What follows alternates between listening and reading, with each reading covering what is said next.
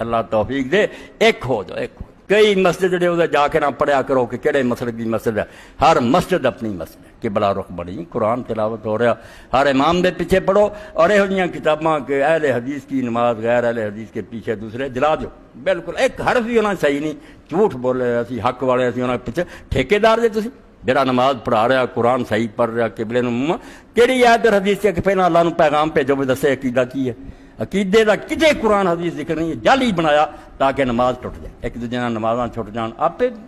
گروہ بن جان۔ نماز میرا چیلنج ہے کہ رسول اللہ نے سارا دسیا، بلتی بھی آؤ گے گمراہ بھی آؤ گے، ایک حدیث نہیں فرمایا کہ نماز نہ پڑھو، نمازاں سارے رل کے پڑھو، جنازے پڑھو، اور اللہ رحمت فرمایا امام بن حزم رحمۃ اللہ علیہ نے چوتھی جلد چاکیا کہ بلتی ہون، فاسق فاجر ہون، جو مرضی ہون، رافضی ہون، خارجی ہون، ایک روایت بھی نہیں تو کو کہ صحابہ دے زمانے چ نکلا کسی چھڈیا نماز نو پیچھے،